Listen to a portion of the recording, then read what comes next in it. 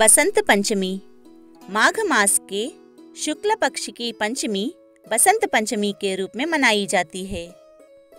यह पर्व वसंत ऋतु के आगमन का सूचक है। वसंत ऋतुओं का राजा माना जाता है। वैसे वसंत ऋतु के अंतर्गत चैत्र और वैशाख के महीने आते हैं। फिर भी माघ शुक्ल पंचमी को ही यह उत्सव मनाया जाता है। कारण यह है कि इसी समय से ऋतुराज वसंत के आने की सूचना मिलने लगती है। खेतों में सरसों के फूलों की सुवर्णमयी कांति और चारों ओर पृथ्वी की हरियाली मन में उल्लास भरने लगती है। वृक्षों में नई नई कोंपलें फूटने लगती है और बाग बगीचों में अपूर्व लावण्य छिटकने लगता है। पक्षियों का कलरव मन को बरबस अपनी ओर खींचने लगता है तथा भौरों की गुंजार कानों को मधुर लगने लगती है। वसंत पंचमी के दिन भगवान विष्णु की पूजा का विधान है।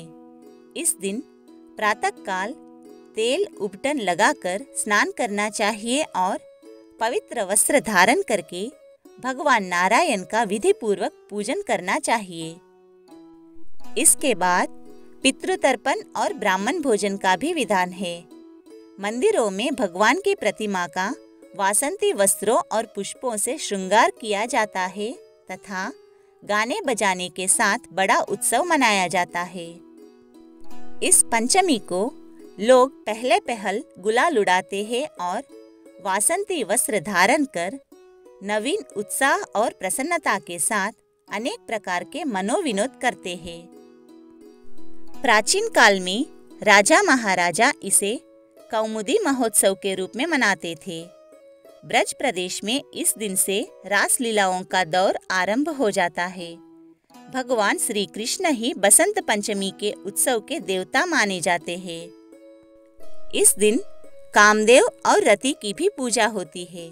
बसंत कामदेव का सहचर है, इसलिए इस दिन कामदेव और रति की पूजा करके उनकी प्रसन्नता प्राप्त करनी चाहिए।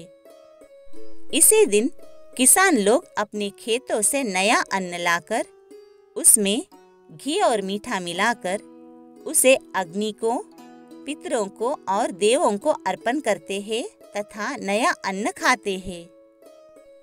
वाणी के अधिष्ठात्री देवी सरस्वती के पूजन का भी इस दिन विशेष महत्व है। इस दिन माता सरस्वती का प्रागट्य हुआ था, अतः इसे वागीश्वरी जयंती एवं सरस्वती पूजन दिवस के रूप में भी मनाया जाता है। सरस्वती पूजन के हेतु एक दिन पूर्व से ही नियम पूर्वक रहे। फिर दूसरे दिन नित्य कर्मों से निवृत्त होकर कलश स्थापित करें। सर्वप्रथम गणेश, सूर्य, विष्णु, शंकर आदि की पूजा करके माता सरस्वती की पूजा करनी चाहिए। इस प्रकार वसंत पंचमी हमारा वह सामाजिक त्योहार है जो हमारे आनंदोल्लास का प्रतीक है।